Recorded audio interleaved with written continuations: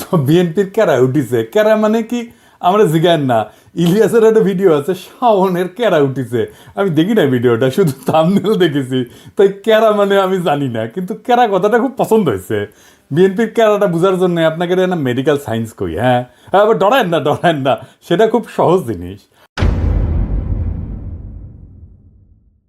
হাঙ্কেরের শরীরে একটা রোগ প্রতিরোধ করার ক্ষমতা আছে, এটার ইংরেজিত কয় ইমিউনিটি। এই ইমিউনিটি আছে জন্যই আমরা এত দূষিত পরিবেশে দূষিত খাবার খাইয়াও নিত্যদিন রোগে ভুগি না।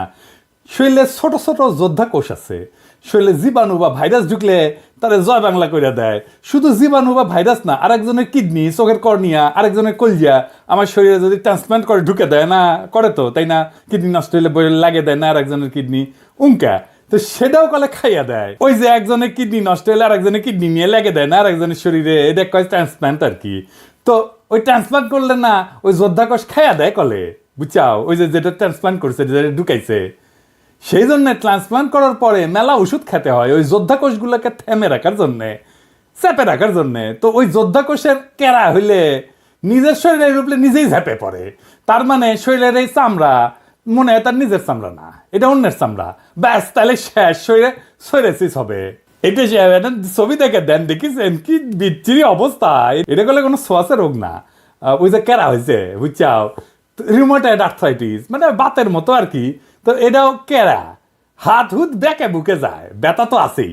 ছবি দেখান এডিটর সাহেব। তারপরে টাইপ 1 ডায়াবেটিস, ডায়াবেটিস কলে দুই ধরনের, টাইপ 1 আর টাইপ 2। হ্যাঁ, তো টাইপ 1 মানে যেটা জন্ম থেকে হয়, তো ছোটবেলাতে হয়, এটাও কলে ওই কেরা রোগ, বুঝেছেন। তো এটা ডাক্তারি ভাষায় কয় অটো ইমিউন ডিজিজ।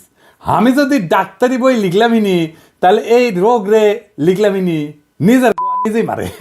এত খারাপ কথা কেঁকে করে লেখা যায়, তাই কেরা রোগ লিখলামিনি, কেরা। ইনকা কেরা হয়েছে বিএনপি, ওই নিজের দলের ইতিহাস, ঐতিহ্য, অবদান, এমনকি জিয়া খালেদার সিলসিলার বিরুদ্ধে দাঁড়াইছে। কেমনে দাঁড়াইছে আসেন দেখি। জিয়াউর রহমান বাংলাদেশের রাজনীতিতে কয়েকটা বেসিক মৌলিক কন্ট্রিবিউশন আছে, অবদান আছে। কি কি? 1 নাম্বার, তিনি বাকশালী শাসন থেকে গণতান্ত্রিক ব্যবস্থা উত্তরণ ঘটাইছিলেন। এর ইন্টারেস্টিং ব্যাপার হইতেছে যে বাংলাদেশই পৃথিবীর ইতিহাসে প্রথম এবং একমাত্র দেশ যা মার্শাল ল অধ্যাদেশ দিয়ে গণতন্ত্রের উত্তরণ ঘটেছিল। আমরা এই প্রসঙ্গে পরে আসবো, কারণ বিএনপির কর্মীদের জানা উচিত যে তাদের নেতারা দলের আদর্শ, নীতি, উদ্দেশ্যের সাথে কি বিপুল প্রতারণা কইরা দলটারে ধ্বংস করিচ্ছে। 2 নাম্বার, জিয়াই বাংলাদেশের নাগরিকদের প্রথম পলিটিক্যাল আইডেন্টিটি দিচ্ছেন। পলিটিক্যাল আইডেন্টিটি খুব গুরুত্বপূর্ণ একটা জাতির জন্য, এটা দেশের জন্য, রাজনৈতিক জনগোষ্ঠী হিসেবে গড়ে ওঠার জন্য। আমার জনগণ কোথায় ভারতীয় জনগণের চাইতে আলাদা, আমরা কিভাবে পশ্চিমবঙ্গের বাংলাভাষী বাঙালির চাইতে আলাদা, এইটা 72-এর সংবিধানে ছিল না। এটা জিয়ার খুবই মৌলিক কন্ট্রিবিউশন। 72-এর সংবিধানে আমরা বাঙালি জাতি, বাংলাদেশের সকল নাগরিকের জাতিসত্তা বাঙালি। আমরা কি সবাই বাঙালি? ইন্ডিয়া মুক্তিযুদ্ধের সময় পোস্টার করে দিছিল যে বাংলার হিন্দু, বাংলার বৌদ্ধ, বাংলার খ্রিস্টান, বাংলার মুসলমান, আমরা সবাই বাঙালি না। আমরা সবাই বাঙালি না। বাংলাদেশের স্বীকৃত 50টা নৃগোষ্ঠী আছে, চাকমা, মারমা, সাঁওতাল, গারো, ত্রিপুরা, বম, ম্রো, হাজং, খাসিয়া আছে না। আমাদের এই ছোট দেশে 47টা ভাষা আছে, কি বিপুল বৈচিত্র্য আছে। সবাইকে আপনি বাদ দিয়ে দিবেন বাঙালি কয়া? এই যে ইনক্লুশন, সবাইকে নিয়ে আসা, এটা কে করেছে? জিয়া করেছে, আমাদের বাংলাদেশি জাতি পরিচয় দান কইরা। 3 নাম্বার, বাংলাদেশকে পদানত রাখার ভারতীয় বয়ান মুজিববাদ, যা এই 72-এর সংবিধানের রাষ্ট্রীয় মূলনীতি 4টা: গণতন্ত্র, সমাজতন্ত্র, ধর্মনিরপেক্ষতা, বাঙালি জাতীয়তাবাদকে জয় বাংলা করে দিছিল জিয়াউর রহমান। ধর্মনিরপেক্ষতাকে প্রতিস্থাপন করেছিল পরম করুণাময় আল্লাহর উপর পূর্ণ আস্থা এবং বিশ্বাস দিয়া। সংবিধানে বিসমিল্লাহির রহমানির রহিম যুক্ত করেছিল। আমি এক এক করে দেখাচ্ছি কি কি করেছিল। সংবিধানের প্রস্তাবনার প্রারম্ভে বিসমিল্লাহির রহমানির রহিম তো সংযোজন করেছিলেন। রাষ্ট্র পরিচালনার মূলনীতি হিসেবে 8-এর ক অনুচ্ছেদে লিখেছিলেন, সর্বশক্তিমান আল্লাহর উপরে পূর্ণ আস্থা এবং বিশ্বাসী হইবে যাবতীয় কার্যাবলীর ভিত্তি। 8-এর ক অনুচ্ছেদের আর এক রাষ্ট্রীয় মূলনীতি সমাজতন্ত্রের পরিবর্তে লিখেছিলেন, অর্থনৈতিক এবং সামাজিক ন্যায় বিচার অর্থে সমাজতন্ত্র। 25-এর 2 অনুচ্ছেদে রাষ্ট্র ইসলামী সংহতির ভিত্তিতে মুসলিম দেশগুলোর মধ্যে ভ্রাতৃত্ব সম্পর্ক সংহত, সংরক্ষণ এবং জোরদার করিতে সচেষ্ট হইবেন, এই মর্মে নতুন অনুচ্ছেদ সংযোজন করেছিলেন। ধর্মভিত্তিক রাজনৈতিক দল গঠনের উপরে সাংবিধানিক বাধা অপসারণ করেছিলেন, একদলীয় বাকশাল ব্যবস্থা বাতিল করেছিলেন এবং সুপ্রিম কোর্টের একটা মৌলিক এখতিয়ার পুনর্বলবৎ করছিলেন।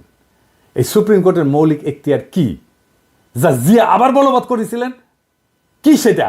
খুবই গুরুত্বপূর্ণ, আসেন এরা বুঝে দেখি। এটা বুঝতে হইলে বাকশালের দুইটা জিনিস ভালো করে বুঝতে হবে। বাংলাদেশ নামের যে রাষ্ট্র 1971 তৈরি হয়েছিল, সেই রাষ্ট্রটাকে কার্যত ধ্বংস করে দেয় বাকশাল। বাকশাল কিভাবে মুক্তিযুদ্ধের মধ্যে দিয়ে গঠিত রাষ্ট্রকে ধ্বংস করেছিল? দুইভাবে। এক, বাকশাল যে আইনে হয়, সেই 4th সংশোধনী আইন 1975 সংবিধানের অনুচ্ছেদ 11 সংশোধন করে বলা হয়েছিল, ইংরেজিত এটা, ইংরেজিত যেতে কইছে তাই ঠিকই কইছে, তাই না? এটা বাংলা করলে দাঁড়ায়, সংশোধনের আগে সংবিধানের অনুচ্ছেদে 11তে লেখা ছিল যে প্রশাসনের সর্বস্তরে জনগণের নির্বাচিত প্রতিনিধিদের মাধ্যমে জনগণের অংশগ্রহণের কথা বলা ছিল। এটা বাতিল করে দেওয়া হলো। অর্থাৎ রাজনৈতিক নেতৃত্ব বা সোজা বাংলায় শাসক নির্বাচনের ক্ষমতা আর রাষ্ট্রীয় কাজে রাজনৈতিক জনগোষ্ঠী হিসেবে জনগণের অংশ নেওয়ার ক্ষমতাই থাকলো না। এই কাজটাই করেছিল হাসিনা, বিনা ভোট, নৈশ ভোট, দামি ভোট কইরা। এটাই ইন্ডিয়ান প্ল্যান, যে বাংলাদেশের ভূখণ্ড থাকবে, মানুষ থাকবে, কিন্তু নেতা নির্বাচনের ক্ষমতা থাকবে না, যেটা হাসিনা করেছিল। 2 নাম্বার, সংক্ষুব্ধ কোনো নাগরিকের আদালতে যাওয়ার একটা মৌলিক অধিকার ছিল 44 অনুচ্ছেদে। বাকশাল সংশোধনীতে সে খোদ 44 অনুচ্ছেদকে বিলুপ্ত করে দেওয়া হয়। একই সাথে 102 অনুচ্ছেদে সুপ্রিম কোর্টকে দেওয়া অধিকার, অর্থাৎ সংক্ষুব্ধ কোনো নাগরিকের আবেদন শুনতে এবং প্রতিকার দিতে নির্বাহী বিভাগকে আদেশ দেওয়ার আদালতের ক্ষমতাকেও বাতিল করে দেওয়া হয়। মানে রিট আপনি করতেও পারবেন না, আদালত রিট শুনতেও পারবে না। রিট জিনিসটাই বাতিল করে দিছিল। সোজা কথায় 4th সংশোধনী আইন রাষ্ট্রের নাগরিকের সংক্ষুব্ধ হওয়ার মৌলিক অধিকার রদ করে দিছিল। এটা জিয়া পুনরায় বলবৎ করছিলেন। এইটা আদালতের একটা মৌলিক ক্ষমতা, রিট গ্রহণ করার ক্ষমতা, রিট শোনার ক্ষমতা। এই বৈপ্লবিক পরিবর্তনটা সংবিধানে ছিল কিভাবে? 5ম সংশোধনীর মাধ্যমে। এই যে যা যা জিয়া করছিল রাষ্ট্র গঠনের ক্ষেত্রে, তাই 5ম সংশোধনী। শুধু তাই না, জিয়ার শাসনের বৈধতা ছিল 5ম সংশোধনী। সেই 5ম সংশোধনী ছিল আওয়ামী লীগ সিপিবির গলার কাটা।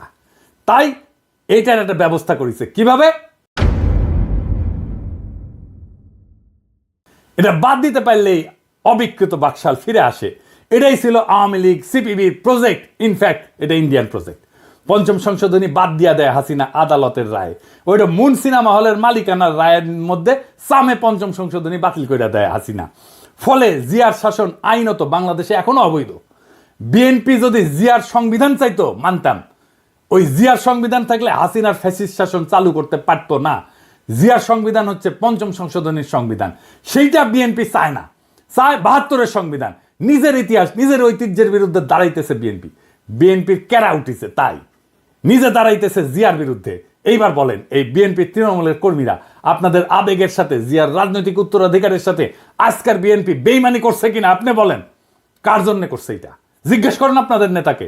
কার সাথে সে জিয়ার রাজনৈতিক ঐতিহ্যের বিরুদ্ধে দাঁড়ায় মুজিববাদী সংবিধান, 72-এর সংবিধান রক্ষার জন্য উঠা পড়া লাগছে? আমারে বলে আমি বিএনপি বিরোধী। হইতেই পারি বিএনপি বিরোধী, কিন্তু বিএনপি তো জিয়া বিরোধী হয়েছে, আমি তো জিয়া বিরোধী না। আসুক বিএনপির নেতারা আমার সাথে বাহাস করতে এই ইস্যুতে, তাদের জবাব দিতে হবে কেন তারা জিয়ার সংবিধানকে ত্যাগ কইরা মুজিববাদী সংবিধান রক্ষায় নামিছে। বিএনপির সাথে আমার শুধু না, আপামর বাংলাদেশের জনগণের বিরোধের জায়গাগুলো শুনে রাখেন, বিএনপি নেতারা শুনে রাখেন, বিএনপি কর্মীরাও শুনে রাখেন। 1 নাম্বার, বিএনপি আওয়ামী লীগকে ভোটে আনতে চায়, আমরা এটা চাই না। 2 নাম্বার, বিএনপি মুজিববাদী সংবিধানকে রক্ষা করতে চায়, আমরা এটা ছুঁইরা ফেলতে চাই। আমরা জিয়ার সংবিধান মাইনা নিতে রাজি আছি, কিন্তু কোনোভাবেই 72-এর মুজিববাদী সংবিধান মানব না।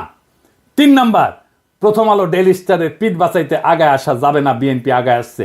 প্রথম আলো ডেইলি স্টারের হোগা যারা চাটবে তাদের সাথে কোনো পীড়িত নাই, তাদের সাথে ঐক্য অসম্ভব। 4 নাম্বার, বিএনপিকে ভারত প্রেম ছাড়তে হবে। বিএনপি ভারতের সাথে 2019 সালেও সম্পর্ক করতে গেছিল, পাত্তা দেয়নি ভারত। 15 অক্টোবর 2019-এ বিবিসিতে প্রকাশিত এক রিপোর্টে এভাবেই লেখা হয়েছিল কথাটা, দলটির পক্ষ থেকে গত কয়েক বছর ভারতের সাথে একটা ভালো সম্পর্ক তৈরির চেষ্টা অনেক সময় দৃশ্যমান হয়েছে।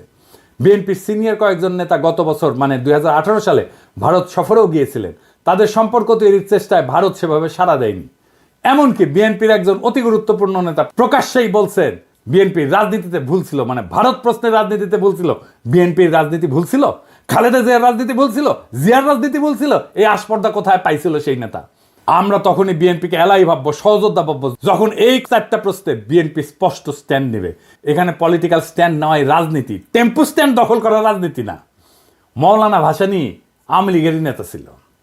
আওয়ামী লীগ তারা ওন করতে পারে নাই, তাই মাওলানা ভাসানী আওয়ামী বিরোধীদের আদর্শিক নেতা হয়েছে। আপনাদের ভাগ্যেও সেই ঘটনা ঘটতেছে। আপনারাও জিয়ার রাজনীতি ওন করতে পারতেছেন না। আগামীর বাংলাদেশ জিয়ার দেখানো পথে হাঁটবে। জিয়ার 19 দফার প্রথম দফাই হচ্ছে সর্বতভাবে দেশের স্বাধীনতা, অখণ্ডতা এবং সার্বভৌমত্ব রক্ষা করা। সর্বতভাবে মানে সব রকম উপায়ে, রাজনৈতিক, সামরিক, কূটনৈতিক সহ যা যা পদক্ষেপ নেওয়া যায় সবভাবে। এই কারণেই জিয়াউর রহমান বাংলাদেশে আধিপত্যবাদ এবং আগ্রাসন বিরোধী জনগণের নিরঙ্কুশ সমর্থন পাইছিলেন। তিনি আমাদের নেতা হয়ে থাকবেন। আমরা জিয়াকে রিপোজিশন করব পলিটিক্সে। বাংলাদেশের রাজনীতিতে আমরা জিয়ার চিন্তাকে পুনরাবিষ্কার করব, যা আপনারা পারেন নাই। রাজশাহীতে ছাত্র রাজনীতি করার টাইমে আমরা স্টার সিগারেট খেতাম, কম পয়সা, টাকা পয়সা ছিল না, তো তাই তো এক বিএনপি নেতা আমাদের স্টার সিগারেট খাওয়া দেখে তাচ্ছিল্য করে কইছিল যে ওই বিএনপি করে গল্লিক খায়। গল্লিক মানে গল্লিফ আর কি, সিগারেট। আপনারা বিএনপি করেন আর নির্বাচনের গল্লিক খান। আমরা জিয়ার রাজনীতি নিয়ে আগায় যাব, দেখেন কার পিছে জনতা আসে। আমি শিওর আপনাদের দলের ত্যাগী এবং তৃণমূলের কর্মীরা দলে দলে আমাদের রাজনীতিকে ঊর্ধ্বে তুলে ধরবে। ওরা জিয়ার রাজনীতি কোনটা সেটা ঠিকই চিনতে পারবে। ওরা গোল্ডিক খাইতে আসে নাই, তারা জিয়ার রাজনীতি করতে আসছে। আপনাদের মুজিববাদী, সংবিধান প্রেমী আর ভারত প্রেমী রাজনীতির ন্যারেটিভ বয়ান বদলাইতে না চাইলে আসেন খেলবো। বয়ান আর ন্যারেটিভ তৈরির মাঠে খেলা হবে। এই কাজটা আমরা ভালো পারি। আর লাইনে আসলে স্বাগতম। ভারতের আগ্রাসন মুক্ত, আওয়ামী বয়ান মুক্ত আগামীর বাংলাদেশ একসাথে গড়ব। চয়েস আপনার। ইনকিলাব জিন্দাবাদ।